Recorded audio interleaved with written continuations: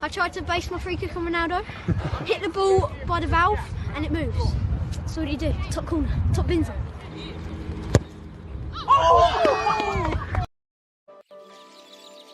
Although the recent history of Chelsea Football Club has seen the club endure ups and downs, there has been one perhaps surprising thread of consistency across those seasons.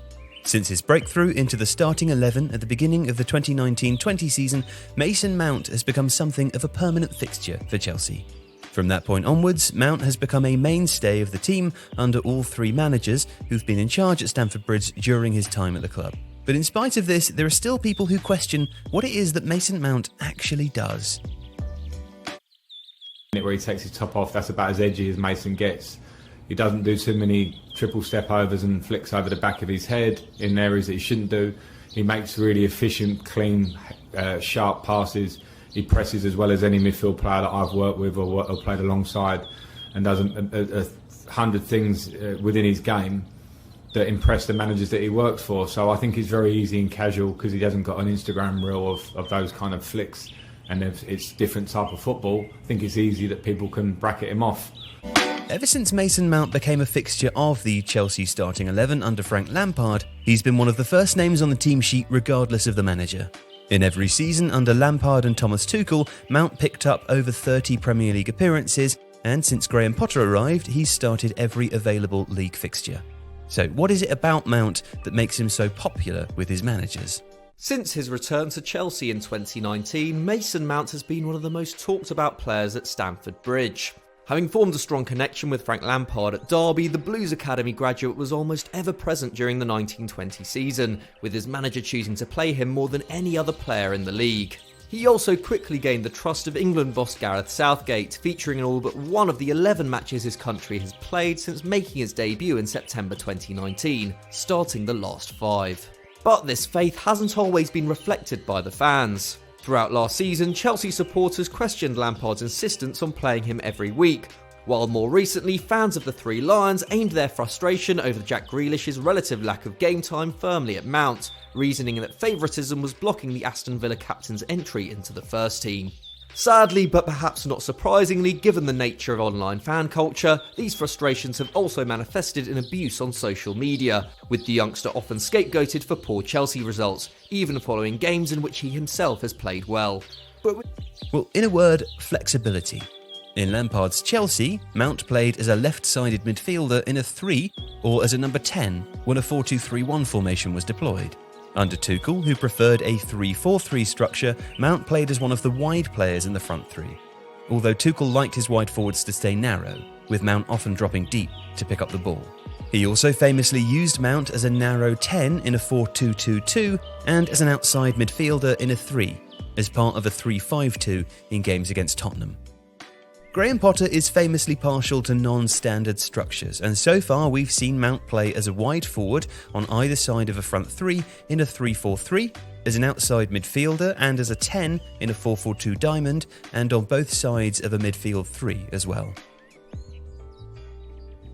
This sort of flexibility is fundamental to coaches like Tuchel or Potter, who like to make tactical tweaks within games to solve problems set by the opposition. But it doesn't arrive out of nowhere. Mount's profile as a footballer lends itself to flexibility both in terms of what he does in and out of possession of the ball. Mount's technical ability and athleticism allow him to possess the ball in tighter spaces, deeper in the field, but those qualities also enable him to move the ball into more dangerous areas on the pitch where he's able to operate as a more creative force. He carries the ball well at speed and through traffic, and he has a sharp eye for a through ball. He's also a dangerous goal scorer, producing 24 Premier League goals from his 3 full seasons. Combined, these virtues mean that he can function in many different areas of the pitch, contributing to his flexibility in possession. But out of possession, he's also an asset to his team. Once again, Mount's athleticism and mobility make him a dangerous proposition. He's an intense presser, but he also presses well, both of which have made him an important cog for his managers at Chelsea. There's an off-the-ball intelligence which also adds to his skill set defensively. He understands what's expected of him, and he can move between roles in a pressing system at a moment's notice. Add these 2 facets of his game together, and you have what every manager wants in a player. Great on-ball technique, which you can use to progress the ball down the field, and to be creative when you get to the final third, and a player who is both functional and intelligent out of possession, who will allow you to control a game without the ball. I certainly don't. And when I say that, I don't want to add fuel to the fire of him being my son, because I've just been so positive about him.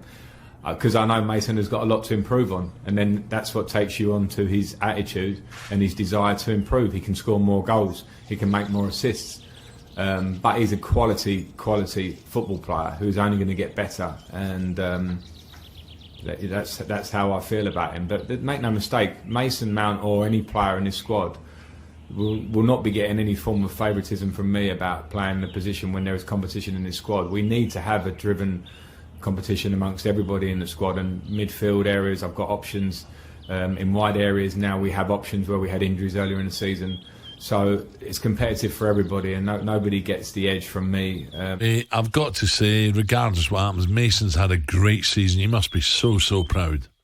Yeah, thank you, Alan. Yeah, he has had a really good season, and yeah, I'm very proud. Been proud for lots of reasons, and on the field and off the field, and yeah, we're very lucky.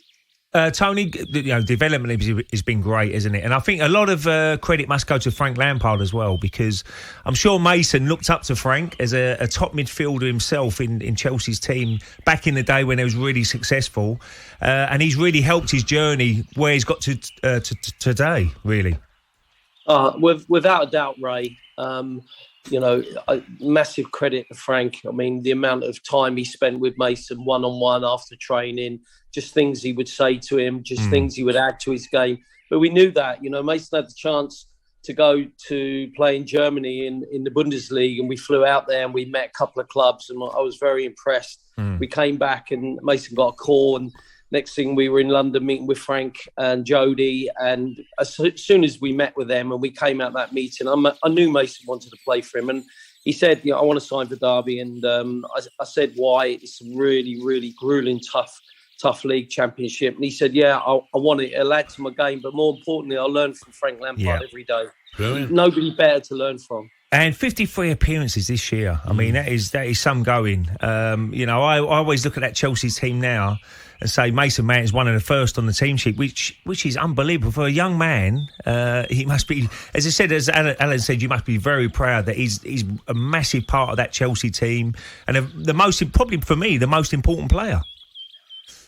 Well, yeah, thank you. I think Mason's a very fit boy, and I think mentally strong as well. And you need both. It's not just about the physical side, it's the mental side, and it's been a grueling season. It's been a really unusual season and been very challenging. But yeah, he's risen to challenges. He's risen to levels, and after Frank departed and Thomas Tuchel come in, it's another start for him. And I've been very proud of the way he's dealt with it, handled it, and the development's continued. Just wanted to ask you as well about Mason Mount. If you look at social media, you can get fooled into thinking that he's not a good player. You know him better than probably most footballers in the world. So what are people missing with him?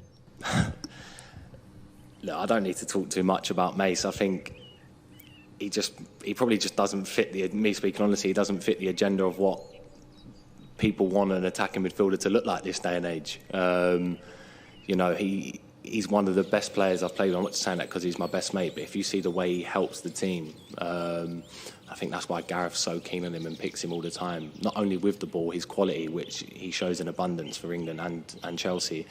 The way he is off the ball, you don't see many number 10 to have that together. And I think he's just such a team player, such a hard-working, honest guy. And sometimes, fans, people online, social media, they just don't like him. For what reason, I don't honestly know. But look, his numbers for Chelsea are incredible. He's obviously won the Champions League, won the Super Cup at such a young age. And for the rest of his career, he can go on and be whatever he wants to be. And I know he doesn't let that noise get to him. So, look, let Mace go and do his thing. When he's doing that, it makes me happy seeing, my good friend, go and perform at the best level. West Ham. What does Mason Mount